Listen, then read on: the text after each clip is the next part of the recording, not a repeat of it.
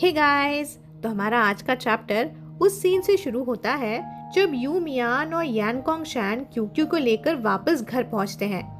QQ की बात सुनकर मैं थोड़ा शॉक में था, थोड़ा डिप्रेस भी। यान कोंग शैन ने जब कार यार्ड में पार्क की तो मैं बिना कुछ कहे ही नीचे उतर गया। जब सिर्फ यान वन क्यू ने मुझे गुड बाय कहा तो मैंने धीरे से विस्पर करते हुए कहा गुड बाय। ना मैंने यान कोंग शैन की तरफ देखा ना कुछ बोला, बस ऐसे रिएक्ट किया जैसे एक भटकती आत्मा घर वापस चली आई हो। डिनर के वक्त दादाजी ने भी नोटिस किया कि मैंने बैरली खाना खाया था। दादाजी ने सोचा कि शायद मैं सिक हूँ और बिना डिश ढलवाए आज मुझे सीधा बेड पे भेज दिया। पर मेरा बेड भी एक जोक ही है। पुराना कमरा जो पहले डैड का था, जो अब सिर्फ ओकेजनल स्टे के लिए बचा था, पर गर्मी इतनी कि बेड पे सोना तो टॉर्चर ही लगता था। नीचे से ग्रैंडफादर की लाउड टीवी की आवाज आ रही थी। मशीन गंज की रटा रटा रटा की आवाज कान फाड़ रही थी। मुझे बोला गया था कि जल्दी सो जाओ, पर इस धमाके के बीच नींद कहाँ से आती। मैं डिम सीलिंग को घूरता रहा, फिर पलट के फोन उठाया और ऐप खोल के एक डेस्परेट पोस्ट डाल दिया। मेरे जैसे हेड शेप और शोल्डर टाइप पे लॉन्ग हेयर ग्रो करने में कितना टाइम लगेगा। रिप्लाईज भी जल्दी आने लगे। किसी ने लिखा वेट, फोटो तो लड़के का है ना। किसी ने लिखा बैक ऑफ द हेड तो बहुत अच्छा है तुम्हारा। बंदे ने गलत पॉइंट पकड़ लिया। But seriously long hair wash करना हेल होता है, शॉर्ट हेयर सूट्स यू।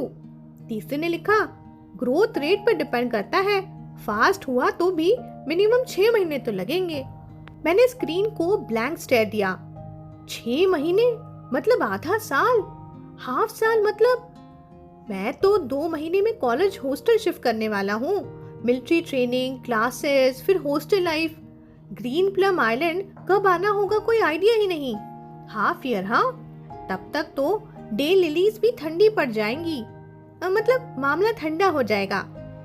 मैं मैट पे पड़ा था एकदम लाइफलेस कॉर्प्स की तरह, अंदर से पूरा होपलेस। आधा साल, तब तक तो सब ठंडा पड़ जाएगा।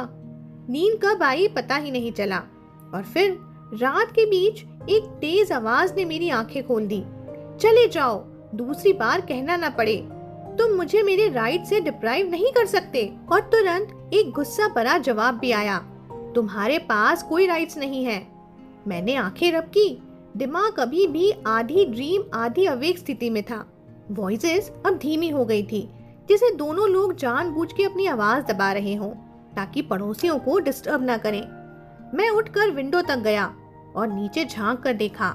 नेक्स्ट डोर के यार्ड में वही सनग्लासेस वाला बंदा खड़ा था जो उसने दोपहर को देखा था। अब उसने शेड्स उतार दिए थे।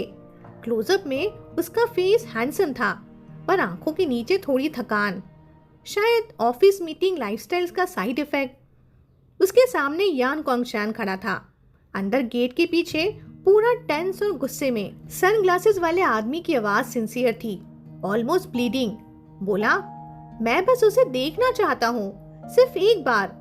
जब उसने ये कहा तो उसके सर के ऊपर का वैल्यू फिर से ब्लू हो गया। क्लियरली वो उसे सैड फील करा रहा था। ह्यूमन इमोशंस ना अजीब होते हैं। मैं अब तक नहीं समझ पाया था कि जो दिखता है और जो रियलिटी है उनके बीच इतना बड़ा डिफरेंस क्यों होता है। बिल्कुल वैसे ही जैसे फू वई, जो क्लियरली मुझे पसंद करता है लेकिन कहता है कि नहीं करता, या फिर वो आदमी नीचे जो क्लियरली उदास है लेकिन उतना ही डिस्परेट है उससे मिलने के लिए जिसका नाम उसकी जुबान पे है। तभी यान कोंग शैन उस दूसरे आदमी के सामने रुक गया, बिल्कुल एक पहाड़ की तरह। यान कोंग शैन ने अपने हाथ क्रॉस किए, रोड के साइड खड़ी एक गाड़ी की तरफ पॉइंट किया और कोल सी आवाज में बोला, चले जाओ, दोबारा सामने मत दिखना वरना पुलिस बुला लूंगा। उसके कोल्ड वर्ड्स के बाद दूसरा बंदा बस गुस्से से टीथ ग्राइंड करके कार में बैठा और स्लो पेस में ड्राइव ऑफ कर गया। रात की टेंशन तो खत्म हो गई थी। मैंने एक लम्हा उन दोनों का सिल्हूएट देखा, फिर सोचा जाने दो, क्या दूसरों के पछड़े में पड़ना। इसके बाद सीन शिफ्ट होता है सीधा अगले दिन। जब आँख खुली तो स्काई एकदम ब्राइट था। मैं एकदम झटके से कार जम की तरह उठ बैठा। फोन चेक किया, अलार्म बज चुका था, पर मैंने शायद नींद में खुद ही डिसमिस कर दिया था। अब तो ऑलमोस्ट 10 बज चुके थे। मैं दौड़ के विंडो के पास गया और देखा नेक्स्ट डोर का यार्ड खाली है। मतलब यानकोंग शैन की गाड़ी गायब। मेरे अंदर एक हैवी क्रैश हुआ। उसने मेरा इंतजार भी नहीं किया, मुझे बुलाना भी नहीं ठीक समझा। क्या वो अभी भी मुझसे गुस्सा है? क्या उसने डिसाइड कर लिया है कि मैं उसे नहीं चाहिए? मैंने वॉल के अगेंस्ट बैक स्लाइड की, नीज को हक करते हुए सल्क किया। वैसे भी फ्री लेबर ही तो था, नहीं चाहिए तो ना सही। डिजेक्टेड सा मैं नीचे आया तो देखा दादाजी घर पर नहीं थे और घर एकदम क्वाइट लग रहा था। पता नहीं मार्केट गए थे या शॉपिंग। पेट में चूहे दौड़ रहे थे तो मैं सीधा डाइनिंग टेबल तक गया। देखा तो दादाजी ने मेरा ब्रेकफास्ट बना रखा था। गरम गरम खाने को मुंह में डाल के गॉबल कर लिया, तब जाके थोड़ा पेट भरने का एहसास हुआ। बस तभी दादाजी भी सब्जी का थैला उठाए घर वापस आ गए। मुझे देखा तो पूछा, मियान मियान अब तबीयत कैसी लग रही है? मैंने खाते खाते थोड़ा रुक के फिर हल्का सा स्माइल के साथ सर हिला दिया और बोला, अब ज्यादा बेटर है। दादाजी ने सॉफ्टली कहा, ज्यादा फोर्स मत करना। अगर अभी भी अनकंफर्टेबल हो तो दादाजी खुद जाके तुम्हारे लिए छुट्टी मांग लेंगे। मैं एकदम शॉक्ड रह गया। लीव? आपने लीव मांगी मेरे लिए? दादाजी, जिनको सुनाई नहीं दिया, कान के पास हाथ ले जाके बोले, हाँ? क्या कहा? मैंने जोर से रिपीट किया, लीव। आपने लीव मांगा क्या मेरे लिए?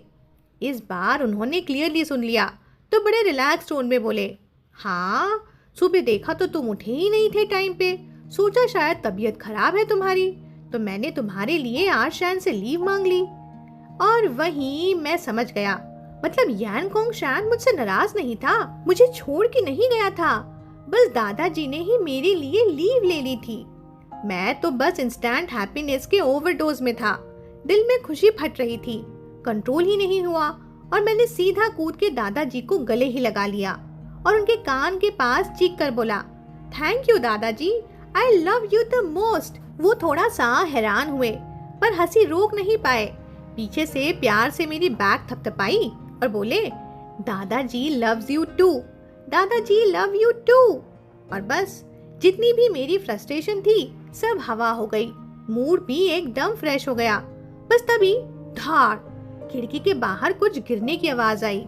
हम तुरंत बाहर दौड़े और देखा दादाजी की वो लंबी पोल जिसपे वो सॉल्टेज फिश सुखाते थे पूरी जमीन पे पड़ी थी और उसके पास एक छोटी सी 3 रंग वाली फीमेल कैट मुंह में मछली दबाए जिसे रेडी थी भागने के लिए। मैं फ्रीज, वो भी फ्रीज। कितनी इंटरेस्टिंग थी उसकी लुक। मैंने धीरे से फोन उठाया और खींच ली उसकी कुछ परफेक्ट शॉट्स। और जैसे ही दादाजी कोर्टयार्ड में घुसे, दादाजी की आंखें वाइडन। Dead cat! 3 रंग वाली वो बिल्ली छोटी सी टैबी कैट थी, मुंह में वही सॉल्टेड फिश दबाए भाग रही थी। दादाजी का तो पूरा खून ही खौल गया। पुराने और नए सब गिले शिकवे उन्हें याद आ गए। वो तुरंत कैट के पीछे दौड़ने लगे, लेकिन क्या ही करे, 4 पैर वर्सेस 2 पैर। छोटी सी बिल्ली एक जंप में फेंस क्रॉस कर गई और दादाजी फेंस के उस पार खड़े होके बस गालियां देने में लग गए। चोर, तू चोर कैट, रोज रोज मेरा फिश चुराती है, अब आदत बन गई है तुझी। छोड़ो ना दादाजी, आप उस कैट को नहीं पकड़ पाओगे। मैंने नीचे गिरा हुआ बैम्बू पोल उठाया जिसमें सॉल्टेड फिश लटक रहा था और वापस शेल्फ पे रख दिया। दादाजी ने जमीन पर जोर से पैर पटका और घर के अंदर चले गए। मैं बाहर के फिशेस ठीक से लटका रहा था। तभी दादाजी हाथ में एक बाउल पानी लेके बाहर आ रहे थे। मेरे पजल्ड एक्सप्रेशन देख के उन्होंने एकदम ऑकवर्ड नजर घुमाई और बोले, वो सॉल्टेड फिश थी ना, बहुत ज्यादा सॉल्टी है। अगर उस कैट ने पूरा खा लिया तो फिर वो प्यास से इधर उधर भटकेगी। तो मैंने उसके लिए थोड़ा ठंडा पानी डाल दिया ताकि वो पी ले और उसे डायरिया हो जाए। बस मैं समझ गया, हार्ड माउथेड, सॉफ्ट हार्टेड, फिर भी अपना कंसर्न कवर करने के लिए इतना वियर्ड एक्सप्लेनेशन दे रहे थे। कुछ देर बाद मैंने दादाजी की फेवरेट लिटिल टर्टल किंग यानी वही पिंक स्कूटर बोरो करके सीधा निकल पड़ा वेदर बुक स्टोर की तरफ। दोपहर का वक्त था, आइलैंड की गर्मी अपने पीक पे थी। सब लोग शॉप्स में घुसकर एसी या शेड ढूंढ रहे थे। सड़कों पे इसलिए हल्की ही भीड़ थी। मैंने बुक स्टोर का दरवाजा खोला और देखा वेनिंग ऑलरेडी बिजी है कस्टमर्स के बिलिंग में। उसने मुझे नोटिस भी नहीं किया। मैंने पहले फ्लोर पे ग्लांस मारा लेकिन कहीं भी यान कॉन्ग शैन नजर नहीं आया।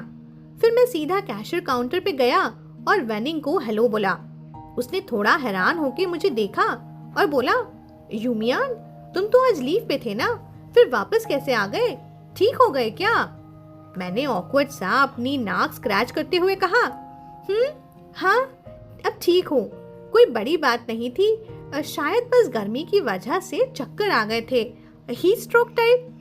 मैंने उसे बोला पहले काम पे ध्यान दे और खुद सीधा लाउंज में गया कपड़े चेंज करने।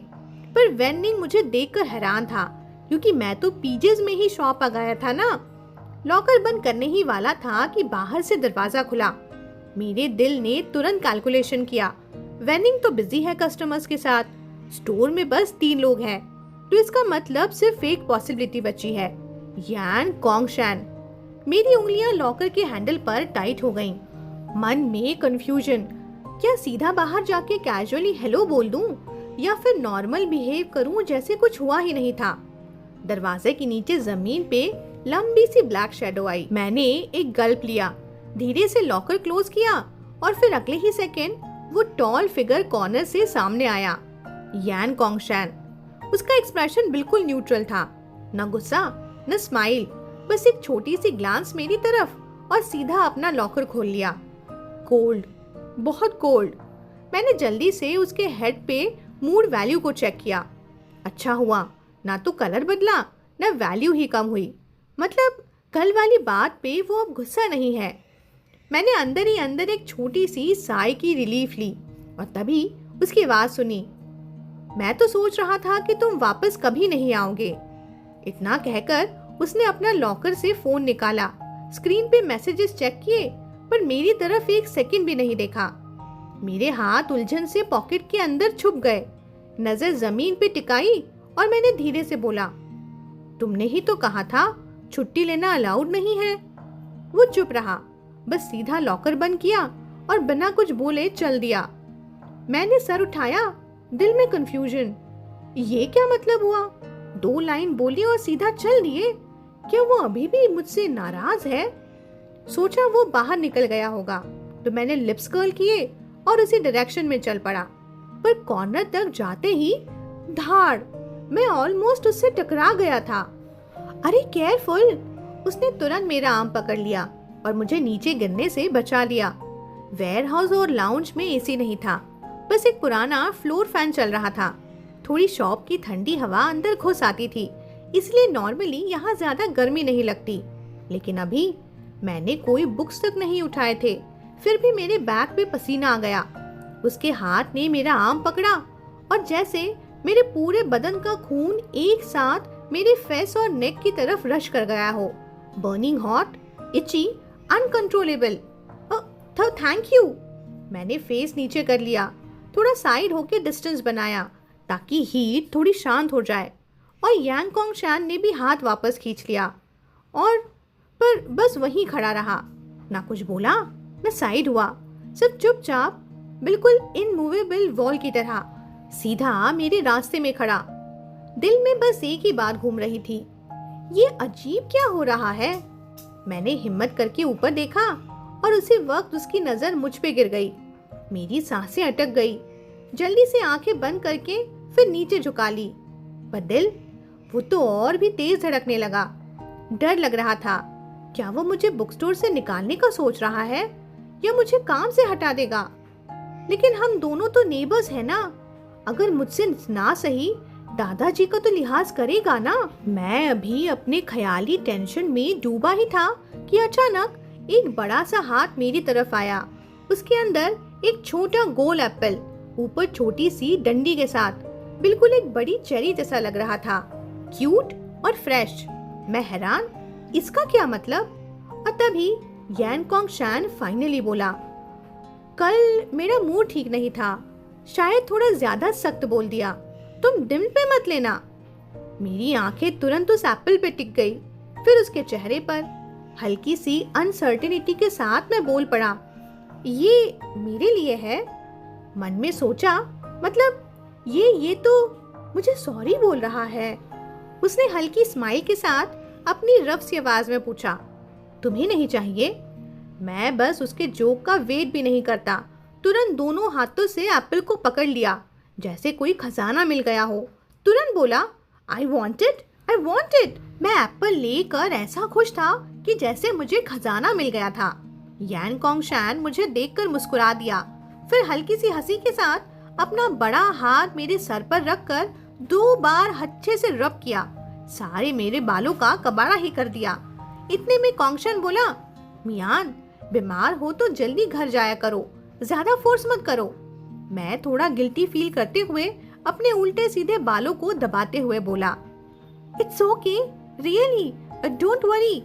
पर अंदर ही अंदर सोचा, अगर बता दूं कि आज सुबह मैं बस अलार्म के साथ ही फाइट हार गया था तो शायद कोई भी मेरी इज्जत ही ना करे। पर शायद उसे बहुत मजा आ रहा था। मैं बाल सीधे करता, वो फिर से रब करके और खराब कर देता। मैंने गुस्से में भौहें चढ़ाकर उसे घूरा और देखा तो उसके सर के ऊपर मूड वैल्यू और भी ऊपर जाती दिखी, 60 से 70। मन में सिर्फ एक ही सवाल, क्या इस आदमी को मेरे बालों के साथ खेलने का कोई एविल शौक है? मैं बस बोलने ही वाला था कि तुम आखिर, कि उसी वक्त उसकी पॉकेट में रखा फोन बज गया। उसने तुरंत हाथ वापस खींचे, अपना फोन निकाला और जैसे ही स्क्रीन देखी तो उसके चेहरे की शांति ही बिगड़ गई। मूड वैल्यू फिर से सीधा नीचे, -20 पॉइंट्स। अगर ये स्टॉक होता ना तो बेचारे इन्वेस्टर्स तो वहीं फेंट हो जाते। उसने फोन कॉल एक्सेप्ट किया और एक्सक्यूज करके कॉर्नर की तरफ निकल गया। आंटी, दूसरी तरफ से एक एक्साइटेड औरत की आवाज आ रही थी, नॉन स्टॉप, बिना सांस लिए बोलती ही जा रही थी। यान कोंगशान का मूड वैल्यू और भी लाल हो रहा था और टोन भी और ज्यादा रिस्ट्रेन्ड होती जा रही थी। क्योंकि उसकी जरूरत नहीं है, और प्लीज उनसे हमारे बारे में मत कहना। मेरी बहन को बिल्कुल नहीं पसंद होगा कि उसका नाम डिंग बाइजू के साथ जोड़ा जाए। मैं समझ गया ये बात मेरी सुनने लायक नहीं है, इसलिए चुपचाप अपना एप्पल लेकर मैं लाउंज एरिया में आ गया। खुशी खींचकर बैठा और एक एक बाइट का मजा लेने लगा। मुझे अंदाजा था कि ये कॉल कल सनग्लासेस वाले आदमी से ही जुड़ी होगी। अब रात को तो मैंने अपनी आंखों से ही देखा था। वो आदमी यान कोंगशान के घर के दरवाजे पे था। दोनों की इतनी बड़ी बहस हुई कि बात पुलिस बुलाने तक चली गई थी। सोचो, रात के टाइम किसी के घर के गेट पर ऐसे आ जाना नॉर्मल थोड़ी ही होता है ना। और जब याद आया कि वो पहली बार कहाँ दिखा था, क्यू के किंडरगार्टन के बाहर, तभी मेरा दिमाग घूम गया। कहीं वो फीटोफाइल तो नहीं? मैं और ज्यादा सोचता गया और बात और क्लियर होती गई। अगर बात क्यू के बारे में है तो ऑब्वियस है कि कोंगशान इतना डिफेंसिव है। फोन के बाद से ही उसके चेहरे का वो गुस्सा छुपा ही नहीं। पूरे दिन उसका मूड नीचे गिरा हुआ था, इतना कि जो लड़कियां पहले उसके साथ छोटी मोटी बातें कर लेती थी, आज उसके चेहरे की टेरिफाइंग एक्सप्रेशन देख के सीधा मुझसे बात करने लगी। शाम के 5 बजे लाइट्स बंद, ताले लग गए। वेंडिंग ने अपनी यूजुअल बस पकड़ी, बाय बोल के निकल गया और मैं और यान कोंगशान साइड के एक छोटे से स्केड्यूल रोड पर आए, जहां उसकी कार खड़ी थी और मेरा स्कूटर। जब उसने साथ चलने के लिए कहा तो मैं थोड़ा रिग्रेट के साथ बोला, आज नहीं, आज मैं अपनी स्कूटर से आया हूँ। उसे यकीन नहीं हुआ तो मैंने स्कूटर दिखाई भी। हेलमेट पहन के मैं रेडी हुआ, मन में थोड़ा सा रिग्रेट, तो बोला, अब मैं चलता हूँ। आखिर आज मैं अपनी गाड़ी पे था और इसके साथ बैठ के राइड लेने का चांस नहीं था। वो कार के डोर पर हाथ रख के थोड़ा रुका और दिन भर के बाद पहली बार स्माइल करते हुए बोला, तुम पर ये काफी सूट करता है। उसकी मुस्कान देखकर मेरा दिल सीधा स्किप कर गया। मैंने एक्सीलेटर घुमाने ही वाला था पर हाथ हिल गया और स्कूटर ज्यादा सीधा जूम करके आगे निकल गया। यान कोंगशान की स्माइल गायब। भवे चढ़ाकर बस बोला, अरे धीरे चलाओ, संभाल के। मैंने सीधा सर हिला दिया, पर दिल की धड़कन अभी तक कंट्रोल नहीं हो रही थी। पता नहीं वो ऑकवर्ड सा स्कूटर मोमेंट ने डरा दिया था या फिर यान कोंगशान की एक छोटी सी स्माइल ने ही मेरी सांसों का रिदम बिगाड़ दिया था। इलेक्ट्रिक मोटर बाइक लेके जैसे ही आइलैंड की छोटी छोटी वर्टिकल गलियों से गुजरा, हवा में एक फैमिलियर खुशबू थी। हर घर से उबलते चावल की ताजगी पूरे आइलैंड को एक गरम कोजी ब्लैंकेट में लपेट रही थी। सूरज अभी डूबा नहीं था। आसमान ने अपना फ्लेमिंग रेड कोट उतार दिया था, पर हर चीज पर एक ऑरेंज फ्लेवर कैंडी जैसी चमक बिछ गई थी। घर पहुंचा तो पता चला कि नेक्स्ट डे का लीव मुझे दादाजी ने खुद दे दिया। रीजन, आंट को माउंटेन ले जाना था सैक्रिफाइस स्वीप के लिए। स्लिपरी रोड है और दादाजी को टेंशन थी कि वो अकेली कैसे जाएंगी। मैंने तुरंत हाँ बोल दिया, क्योंकि जब बात आंट की हो तो मैं रिफ्यूज कर ही नहीं सकता था ना। रात के 8 बजे पंचुअल नॉक के साथ मैं यानकोंग शान के घर दरवाजे पे खड़ा था। अंदर घुसते ही थोड़ा गिल्टी फील हुआ, क्योंकि मुझे याद था जब मैंने बुक स्टोर ज्वाइन किया था तो उसने बोला था लीव नहीं ले सकते, और अब मैं खुद ही एक्सक्यूज बना के ब्रेक ले रहा हूँ। अंदर देखा तो सीन बहुत डोमेस्टिक था। यानकोंग शान एक हाथ में हेयर ड्रायर पकड़े कामली क्यू के सॉफ्ट बालों को ड्राई कर रहा था, और छोटी सी cute white cotton night dress में और दोनों हाथों में एक रूबिक्स क्यूब। सरप्राइजिंग पार्ट, वो रूबिक्स क्यूब सिर्फ घुमा नहीं रही थी, बल्कि एकदम ऑर्डरली मूव्स के साथ सॉल्व करने की ट्राई कर रही थी। एक 5 ईयर ओल्ड के लिए ये एक नेक्स्ट लेवल स्मार्टनेस है। मुझे तो ऑनेस्टली लगा ये बच्ची अपने एज ग्रुप से ज्यादा मैच्योर है। मैंने थोड़ा हेसिटेट करके बात निकाली, वो कल मुझे आंट के साथ जाना होगा माउंटेन, सैक्रिफाइस स्वीप है ना। यानकोंग शान के एक्सप्रेशन स्टडी थे, लेकिन उसकी हैंड मूवमेंट बिल्कुल सेम थी जैसे वो मेरे हेयर को रब करता है, पर इस बार विक्टिम उसकी बेटी थी। वो बेचारी स्वे होते हुए ऑलमोस्ट डिजी ही फील कर रही थी। मैंने सॉफ्टली एक्सप्लेन किया, दादाजी ने बताया आंट के हॉल में सब ऐसे ही होता है। सेल्फ कॉम गर्ल शादी नहीं करती, बच्चे नहीं होते, तो उनकी डेथ के बाद उनका ख्याल फैमिली मेंबर्स ही रखते हैं।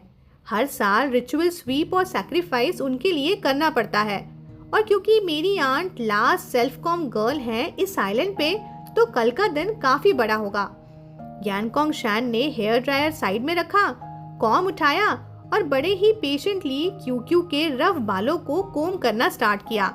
फिर कैजुअली मेरी तरफ ग्लांस करके बोला, do you want to help? उसके लिप्स ना, जब वो स्माइल नहीं करता तो कॉर्नर्स नीचे की तरफ प्रेस हो जाते हैं, तब वो थोड़ा सा फियर्स लगता है, लेकिन उसकी आंखें बस वही उसके असली वेपन है।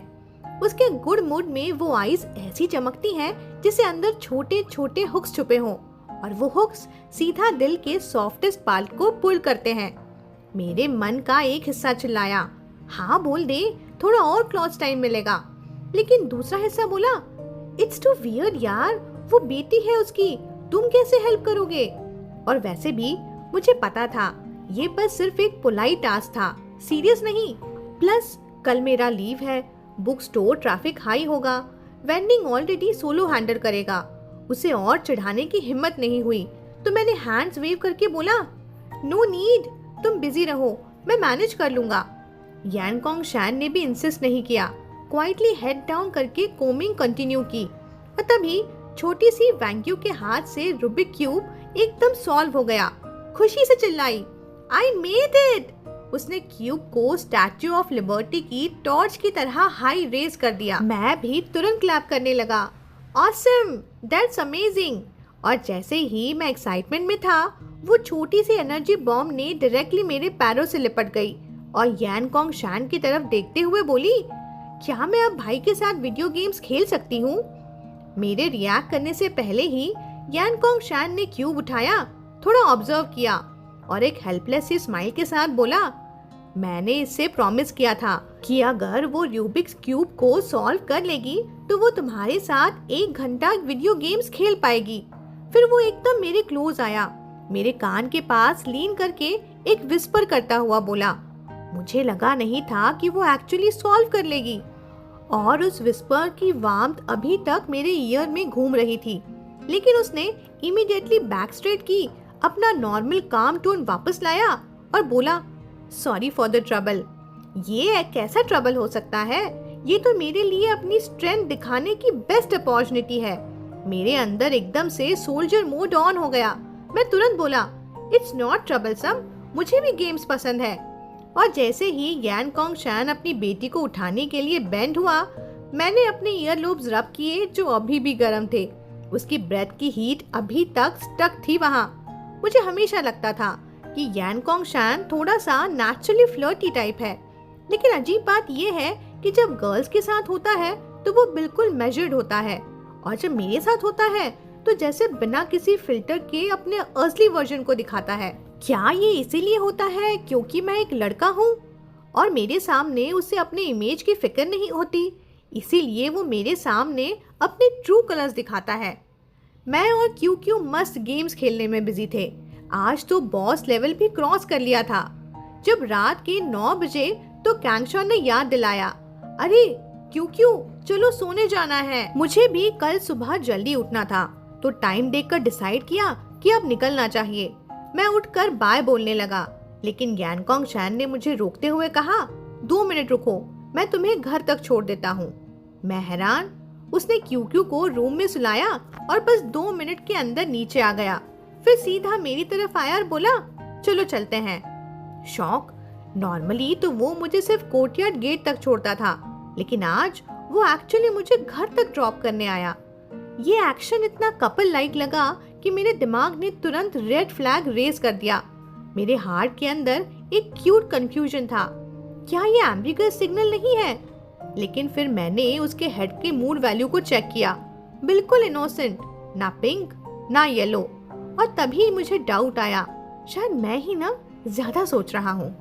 घर के डोर पर आते ही मैंने कीज निकाली और थोड़ा हेसिटेट किया। इनवाइट करूं अंदर, अगर दादाजी ने देख लिया तो?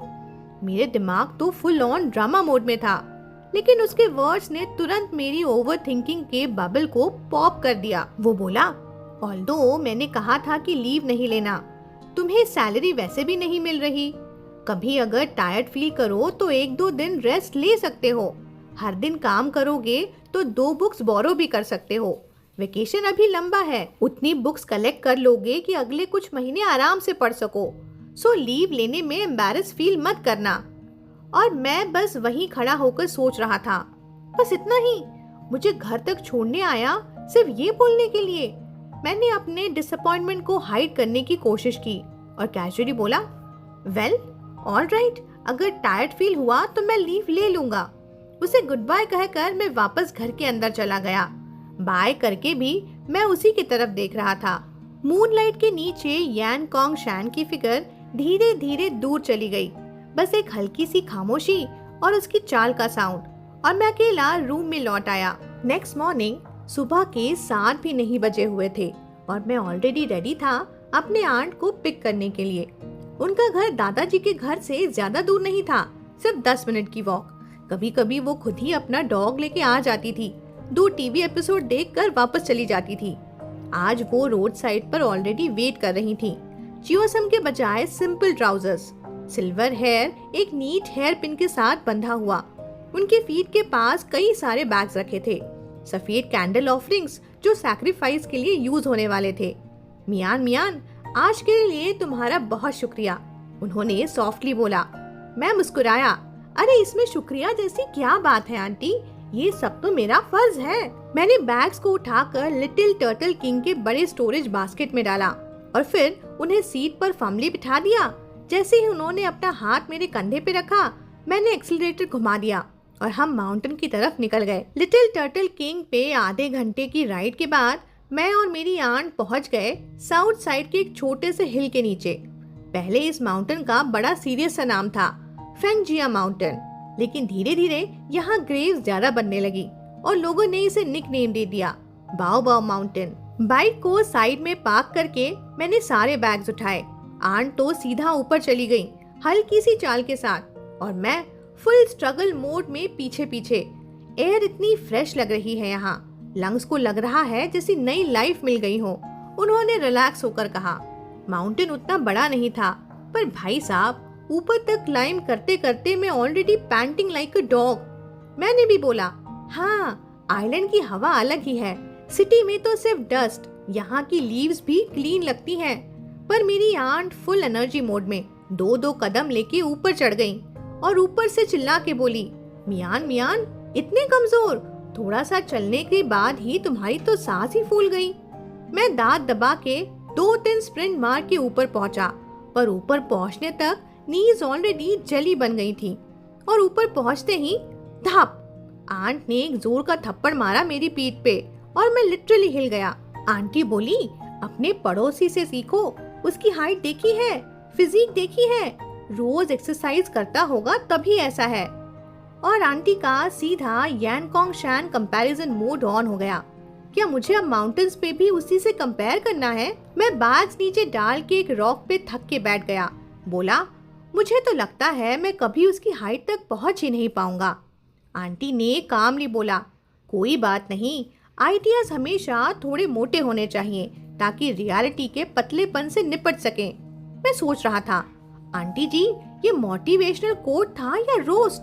सच कहूँ तो मुझे लगा था मेरी आंट मुझे थोड़ा कंफर्ट करेंगी, लेकिन उनकी वजह से एक और हैवी थॉट चिपक गया दिमाग में। माउंटेन के ऊपर स्कैटर्ड थी उन सब जी कॉम वुमन की कब्रें। फिर भी मेरी आंट हर एक का रास्ता याद रखी थी और नाम भी क्लियर बोलती थी। उनके लिए ये सिर्फ एक रिचुअल नहीं था, ये एक जिम्मेदारी थी। उन्होंने कहा, जो जिंदा बचे हैं उनकी रिस्पॉन्सिबिलिटी है कि अपने गुजर चुके लोगों को याद रखें। हम एक एक ग्रेव पर रुके वर्कशिप करते रहे और मैं क्लियरली देख रहा था उनके हेड के ऊपर हमेशा एक हल्का सा ब्लू वैल्यू मंडराता था। मुझे पता था वो उन्हें याद कर रही हैं और मैं भी चुपचाप उनके साइलेंस को रिस्पेक्ट करता रहा। हर वक्त मेरी आंट आगे आगे चल रही थी, स्ट्रेट बैक, लॉन्ग स्टेप्स, बिल्कुल भी एक 70 प्लस की ओल्ड वुमन जैसी लग ही नहीं रही थी। उस वक्त मुझे लगा उनके अंदर कोई अलग ही स्ट्रेंथ है। मैं उनसे पूछ बैठा, आंटी क्या कोई रिग्रेट करता होगा, मतलब जिन्हें अपनी जिंदगी कॉम कर्ल बना के गुजारनी पड़ी हो? वो पलट कर मुस्कुराते हुए बोली, दूसरे लोगों का तो नहीं पता, लेकिन मैंने कभी रिग्रेट नहीं किया। और वो स्माइल जिसे थोड़ा सा हर्ट माउंटेन पे ही अब छोड़ के आई हो। मुझे रियलाइज हुआ उनके जमाने में एक औरत का शादी न करना, अपना रास्ता खुद चूज करना एक ह्यूज करेज का काम था। और अभी भी आज के टाइम में एक वुमन अगर सिंगल रहना चाहे तो दुनिया उसे समझने के लिए तैयार नहीं होती। और सच बोलूं तो मेरी सिचुएशन भी उनसे कुछ अलग नहीं है, या शायद और भी ज्यादा टफ है। फू वही सिर्फ पहला हर्डल था मेरी जिंदगी का, और मुझे पता है फ्यूचर में और भी हर्डल्स खड़े मिलेंगे। दिल से हमेशा एक डर उठता था, एक कंफ्यूजन, क्या मैं दुनिया के अगेंस्ट खड़े रहने लायक हो पाऊंगा? क्या मेरी आने वाली जिंदगी इतनी मुश्किल होगी? मेरी आंट मेरे दर्द को समझ नहीं सकती थी। उनका अपना ही सिंपल सा जवाब था। वो हंस के बोली, कभी कभी तो बस नोजी लोगों पे गुस्सा आता है, लेकिन मुश्किल क्या, गरीबों के लिए मुश्किल होती है, अमीरों को कभी मुश्किल ही नहीं होती, वो तो बड़े आराम से जीते हैं। मैं अंदर ही अंदर सोचता रहा, लगता है आंटी मुझे थोड़ा इनडायरेक्टली रोस्ट कर गई। लंच के लिए ग्रैंडफादर ने पहले ही बोला था कि आंटी को घर वापस बुलाना है, इसीलिए मैं स्कूटर से उन्हें लेकर घर वापस पहुंचा। लेकिन जैसे ही कोर्टयार्ड के गेट पर गाड़ी रुकी, अंदर से तेज आवाज आ रही थी। एक आदमी, उसकी आवाज मैंने पहले भी कहीं सुनी थी, शायद वही सनग्लासेस वाला।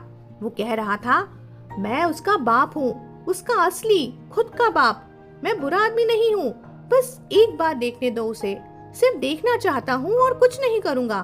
और सामने दादाजी की सख्ती भरी आवाज, मैं भी कह रहा हूँ, बच्ची मेरे पास है और मैं तुम्हें इधर घुसने नहीं दूंगा, ये प्राइवेट घर है, अगर ज्यादा जिद की ना तो मैं पुलिस को बुला लूंगा। मैंने गाड़ी पार्क की और सीधा अंदर दौड़ा और देखता हूँ दादाजी अपने दोनों हाथ फैला के दरवाजा ब्लॉक कर रहे थे। सामने एक आदमी सूट पहने हुए मेरी तरफ पीठ और वो जबरदस्ती अंदर धकेलने की कोशिश कर रहा था। दादाजी की जिद एकदम पक्की थी और आदमी की चाल अब और ज्यादा हवाई लग रही थी। उसने गुस्से में जोर से पुश भी किया। मेरा तो खून ही खौल उठा। बोल पड़ा, तुम क्या कर रहे हो? मैं 2 कदम में उसके सामने आ गया और दादाजी को पीछे कर उस आदमी को सीधा रोक लिया। जब उसका चेहरा देखा तो शॉक लग गया। ये वही सनग्लासेस वाला आदमी था। मन में बस एक ही थॉट आया, इतना ऑब्सेशन छोटी सी बच्ची के पीछे बार बार क्यों आ रहा है? क्या प्रॉब्लम है इस इंसान को? उसका अगला स्टेप लेने से पहले ही मैंने उंगली उसके तरफ तानी और जोर से चिल्लाया, 1 कदम भी आगे मत आना, दूर रहो। दादाजी ने भी मुझे देखकर थोड़ा चैन लिया और फिर मेरी शर्ट को पकड़ के अपना दुख सारा उगल दिया। मियान मियान, तू आ गया, अच्छा हुआ। ये आदमी बिल्कुल अजीब है। अचानक कहने लगा क्यू क्यू के साथ उसे बात करनी है। अरे क्यू क्यू जैसे 5 साल की बच्ची को उससे क्या लेना देना। मेरी नजर तुरंत दरवाजे की तरफ गई और शॉक हुआ। क्यू क्यू ही तो दिख ही नहीं रही थी। क्यू क्यू कहाँ है? मैंने टेंशन से पूछा। दादाजी ने धीरे से बोला, ऊपर तुम्हारे कमरे में सो रही है। लेकिन जैसे ही उनके वर्ड्स खत्म हुए, स्टेयर से छोटी छोटी फुटस्टेप्स की थप थप सुनाई दी और क्यू क्यू आई आंखें मलती हुई। टी एक दादाजी, आपने खाना खाया क्या? उसकी आवाज अभी भी नींद से भरी थी और जैसे ही उसकी आवाज उस आदमी के कान तक गई, वो बिल्कुल ही एक्साइटेड और पागल सा हो गया। एकदम से आगे भागने लगा। बोला, क्यों क्यों? मैं हूँ, मैं तुम्हारा पापा हूँ, इधर आओ, मुझे देखने दो। क्यों क्यों? दादाजी तेज आवाज में बोले, तुम्हारे दिमाग में प्रॉब्लम है क्या? क्यों क्यों का बाप ठीक ठाक है और तुम ऐसी बकवास कर रहे हो। फिर गुस्से में उंगली तान कर बोले, अगर अभी नहीं गए ना तो सच में पुलिस बुलवा लूंगा। मैं और दादाजी तुरंत ही ढीठ दीवार बन गए, उसके और दरवाजे के बीच। उसके हर धक्के को रोकने लगे और इसी जद्दोजहद के बीच मेरी आंट तेजी से स्क्वीज कर गई, क्यू क्यू के पास आई और उसे लेकर अंदर घुस गई और धाम करके दरवाजा बंद कर दिया। पर मेरे लिए सबसे बड़ा झटका उस पल हुआ जब मैंने उस आदमी के सर के ऊपर की वैल्यू देखी। जब उसने क्यू क्यू को देखा, उसकी एक्साइटमेंट और खुशी असली थी और सबसे जरूरी बात, उसमें एक भी सेक्सुअल या गलत सोच के रंग नहीं थे। मन की घंटी बज गई। क्या पता जो ये कह रहा है शायद यही असली बाप हो और वो पर्वर्ट वाला शख्स शायद सिर्फ हमारी गलत सोच थी। लेकिन उस आदमी ने अपने सीने पर हाथ पटक कर कसम खाते हुए कहा, वो उसका बाप नहीं है, मैं हूँ। मुझे उसके साथ एक पैटर्निटी टेस्ट करने दो।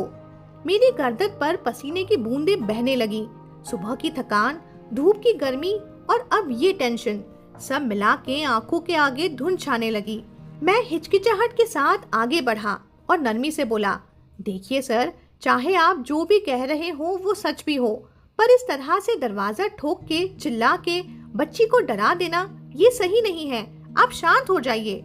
कुछ पल के लिए उसके चेहरे पर 2 प्रोजेक्टर वाली हल्की सी हेसिटेशन दिखी।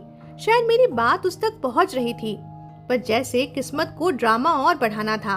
उसी वक्त कोर्टयार्ड के बाहर एक एसयूवी गाड़ी रुकी और उसमें से निकला यान कॉन्शैन। उसके चेहरे पर ऐसा गहरा अंधेरा छाया हुआ था जैसे गर्मी के दिनों में भी सर्दियों की बर्फीली हवा चल पड़ी हो। डिंग बाइजू, उसका नाम बोलते ही हवा और ठंडी हो गई। मैंने तुम्हें क्या कहा था, क्या तुम याद नहीं रखते? सनग्लासेस वाला आदमी डिंग बाइजू अब और भी गुस्से में फट पड़ा। उसके सर के ऊपर का वैल्यू एकदम लाल हो गया, जैसे अंदर से साल भर का गुस्सा फट के बाहर आ गया हो। बोला, तुम्हें क्या हक है मुझे रोकने का? मैं अपनी बेटी से मिलने आया हूँ। तुम भी और तुम्हारी बहन भी दोनों ही जिम्मेदारी से भागे हो। मुझे लगा अब बस दोनों के बीच लड़ाई तो पक्की है। मैंने तुरंत हाथ फैला के दोनों के बीच में खुद को डालते हुए बोला, अरे प्लीज शांत हो जाइए दोनों, ऐसे फाइट करने से प्रॉब्लम सॉल्व नहीं होगा। पर डिंग बाइजू का पेशेंस खत्म हो चुका था।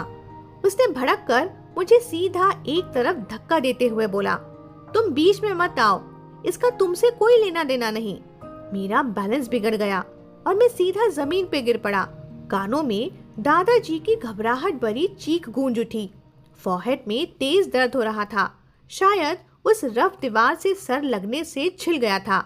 सब लोग अचानक मेरी तरफ देख रहे थे। दादाजी तुरंत मेरे पास दौड़ कर आए। उन्होंने चिंता करते हुए पूछा, मियान मियान, अरे बेटे, तुमने तो मुझे डरा ही दिया, खून आ रहा है, तुम ठीक हो ना? मैंने अपनी आंख बंद करके हाथ से जख्म छुआ। हाथ लाल हो गया, लेकिन मैं दादाजी को और परेशान नहीं करना चाहता था, तो बोला, दादाजी मैं ठीक हूँ, सच में। मैंने मुस्काने की कोशिश भी की, लेकिन उसमें भी दर्द छुप नहीं पाया।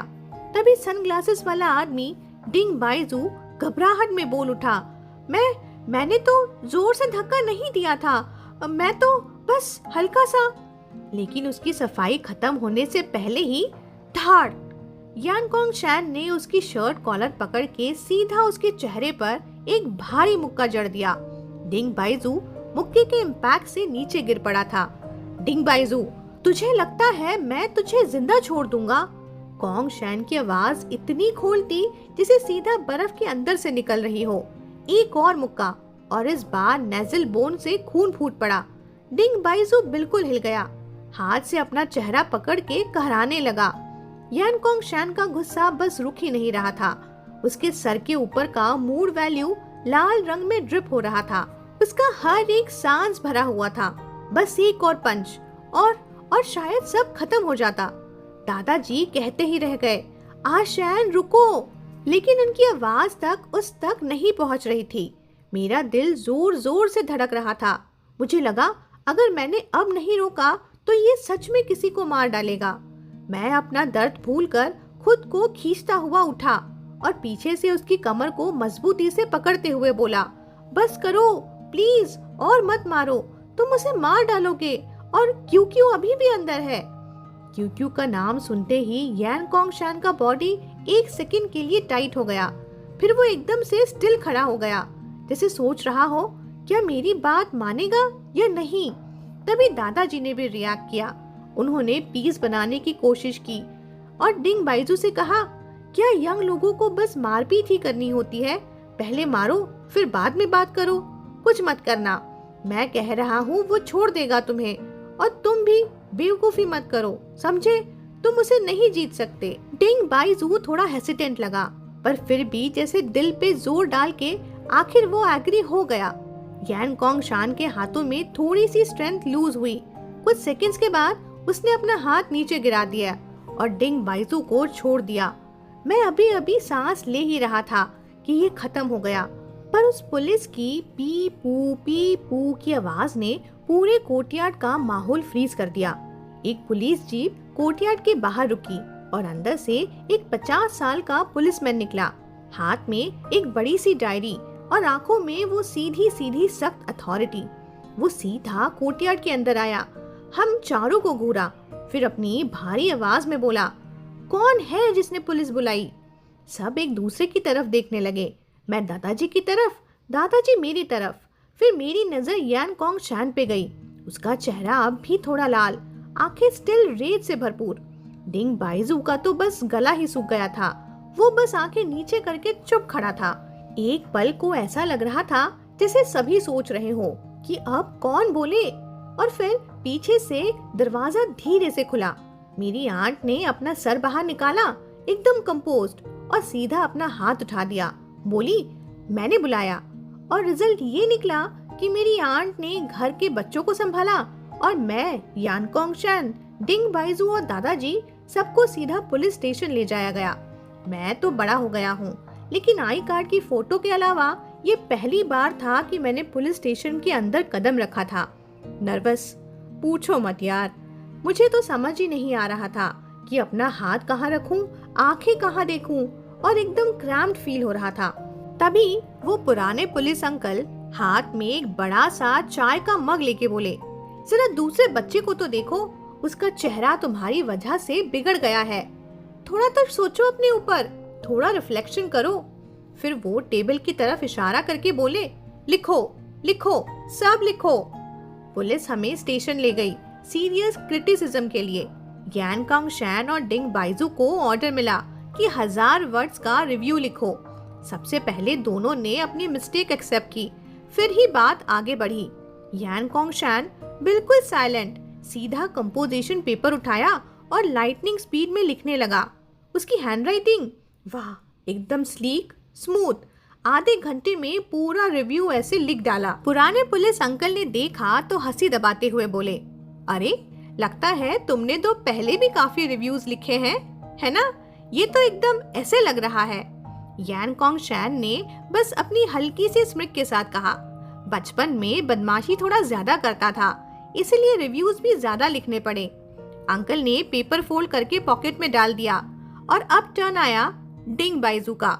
बेचारा सर टेबल पर टिका हुआ और बस बालों को स्क्रैच कर रहा था, जैसे एग्जाम के वक्त कोई टफ क्वेश्चन पर अटक गया हो। दादाजी ने तभी अपना साइड स्ट्रॉन्ग करने के लिए पुलिस वुमेन को रिपीट करना स्टार्ट किया। देखिए, पहले ना उस आदमी ने पुश किया था। मेरा ग्रैंडसन तो सिर्फ 18 का है, अभी अभी कॉलेज ज्वाइन किया है। इतना खूबसूरत लड़का है, अगर उसका सर पर कुछ हो जाता तो जिम्मेदारी कौन लेता? मारना गलत है, लेकिन ये मिस्टर तो बस गुस्से में आ गए थे। गुड गाय को गलत समझो। इतना सुनकर डिंग बाइजू भी चुप नहीं रहा, सर उठा के बोला, मैंने सच में ये जानबूझ के नहीं किया था। और तभी ओल्ड पुलिस अंकल ने टेबल पर हाथ पटक के बोला, अरे बस करो, कोई इंटेंशन नहीं, मार दिया तो मार दिया, अब ये मैंने जानबूझ के नहीं किया वाली बात मत छोड़ो। रूम एकदम साइलेंट हो गया। तभी मुझे अपने टो पर कुछ फील हुआ। नीचे झांक के देखा तो यान कोंग शैन की लेग सामने से स्ट्रेच होकर मेरे टो को हल्का सा टच कर रही थी। मैंने चुपके से सर उठाया और उसकी तरफ देखा। वो पहले सीधा मेरी फोरहेड पर घूर रहा था, जैसे चेक कर रहा हो कि वाउंड कैसा है। फिर जब उसने नोटिस किया कि मैं उसे देख रहा हूँ तो उसकी नजर डायरेक्टली मेरी आंखों से मिली। होठ बैरली हिले, बिना आवाज के वो बोला, दर्द हो रहा है। उस टच से लेकर मेरे फोरहेड के वाउंड तक एक इलेक्ट्रिक झटका जैसे मेरी बॉडी में दौड़ गया। मैंने तुरंत हेड शेक किया और सिग्नल दिया, नहीं, इतना दर्द नहीं है। शायद इतना सुनकर उसे भी थोड़ी तसल्ली मिली और वो हल्का सा मुस्कुरा दिया। सच में वाउंड देखने में सिर्फ स्कैरी लग रहा था, लेकिन ब्लीडिंग तो कब का रुक चुका था। अब बस आईब्रोज उठाते वक्त हल्का सा स्टिंग ही होता था। दूसरी तरफ डिंग बाइजू का रिव्यू फाइनली कंप्लीट हुआ। 5 मिनट लेट सही, लेकिन सबमिट कर दिया गया। पुलिस अंकल ने पेपर उठाया, एक बार घूर के देखा और प्योर डिस्गस्ट के साथ बोले, ये क्या बकवास है, चलो रहने दो। फिर भी उन्होंने पेपर फोल्ड करके अपने पॉकेट में रख लिया। फिर उन्होंने टीपॉट टेबल पे ठोका और सीधा पूछा, अब बताओ असली कहानी क्या है? डिंग बाइजू ने छोटी सी झलक यान कोंग शैन की तरफ डाली, फिर धीरे से बोला, वो मुझे अपनी बेटी को देखने नहीं देता। और तभी ओल्ड पुलिस अंकल ने सीधा यान कोंग शैन की तरफ देखा और पूछा, तुम क्यों नहीं चाहते कि ये अपनी बेटी को देखे? यान कोंग शैन का पूरा चेहरा एकदम स्टोन बन गया था। पब्लिक के सामने ये मैटर डिस्कस करना उसके लिए जैसे सबसे बड़ा रिजेक्शन था। लंबे साइलेंस के बाद, लिप्स टाइटली प्रेस्ड, फाइनली वो बोला, बस एक ही लाइन में, वो उसकी बेटी है ही नहीं। रूम एकदम फ्रीज हो गया और उसी सेकंड डिंग बाइजू जैसे चेयर से उछल गया। क्या मतलब नहीं है मेरी बेटी? मैं और जिंगियू 5 साल पहले अलग हुए थे। क्यों तो सिर्फ 8 महीने बाद पैदा हुई थी। कैसे नहीं होगी वो मेरी बेटी? यान कोंग शैन तुरंत झुक के दोनों हाथ टेबल पर ठोक के आगे लीन हुआ। एक्सप्रेशन ऐसा जैसे उसी वक्त टेबल क्रॉस करके डिंग बाइजू को तोड़ मरोड़ डालेगा। उसकी वॉइस लो थी, लेकिन इतनी हैवी और डीप कि रूम का टेम्परेचर भी एकदम नीचे गिर गया। बोला, तुम्हारी हिम्मत कैसे हुई मेरी बहन का नाम लेने की भी? डिंग बाइजू की गर्दन तुरंत नीचे गिर गई, बैक रेस्ट से चिपक गया, वॉइस पतली हो गई। बोला, मुझे पता ही नहीं था कि वो प्रेग्नेंट थी। और बस यान कोंग शैन उसके बाद शब्द काट के बिल्कुल आइस कोल्ड टोन में बोल पड़ा, और तुम रोक नहीं सकते थे अपना फॉरेन जाना? एक रिच औरत से शादी करना इतना जरूरी था? 10 साल साथ रहने वाली औरत को बस इसलिए छोड़ दिया? क्या तब तुमने अपनी जमीर की आवाज नहीं जगाई थी? और अब बच्चा देख के पछतावा आ गया?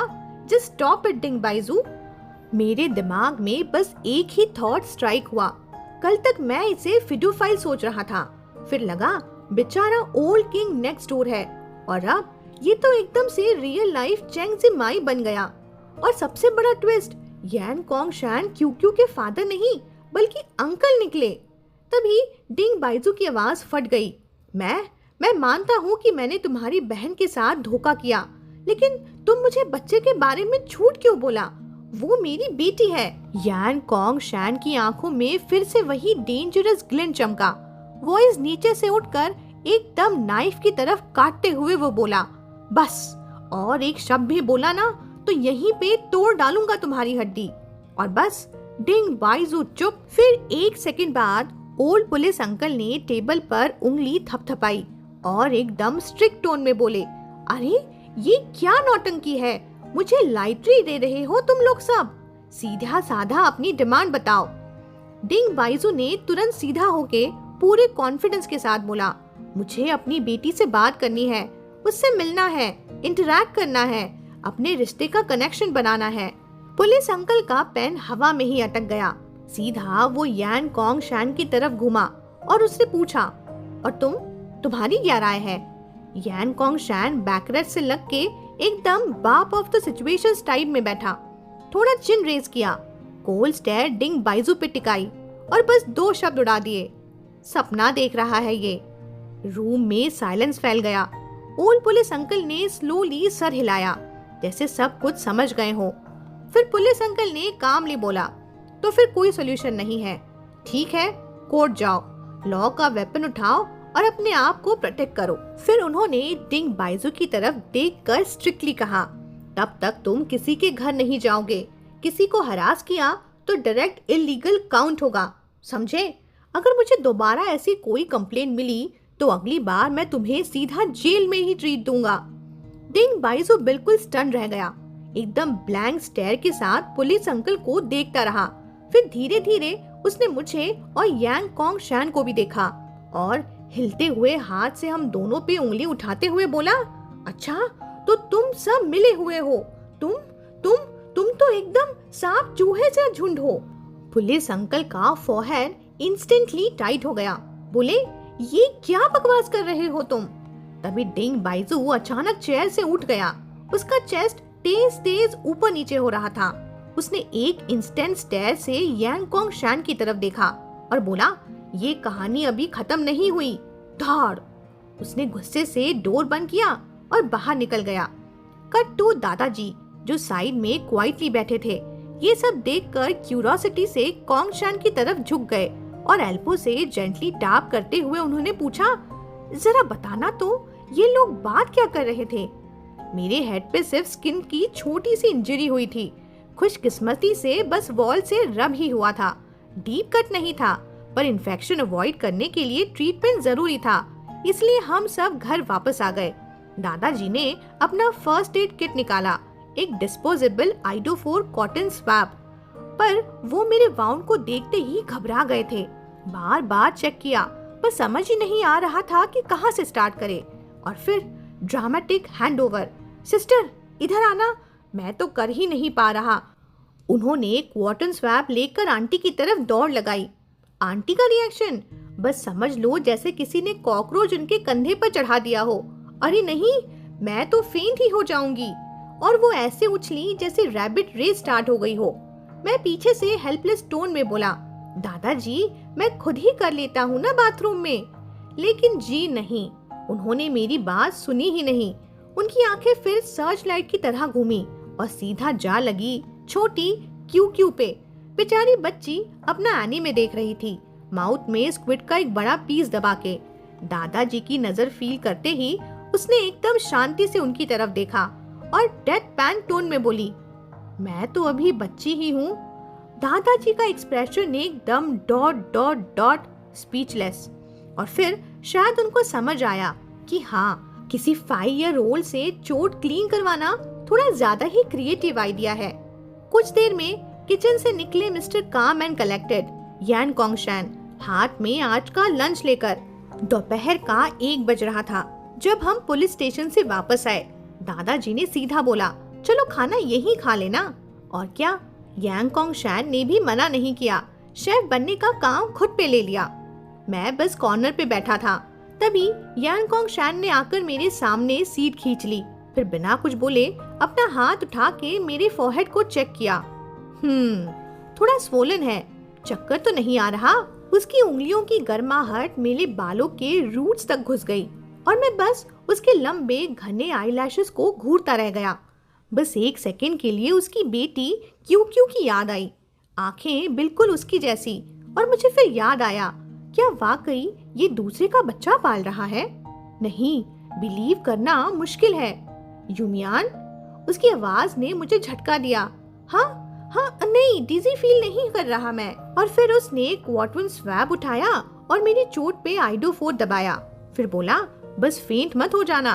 तभी एंड साइड से आई, लेकिन आंखें हाथ से बंद की, सिर्फ गैप से झांकती हुई बोली, नहीं नहीं, मैं देख ही नहीं सकती, और एकदम भाग के किचन में घुस गई।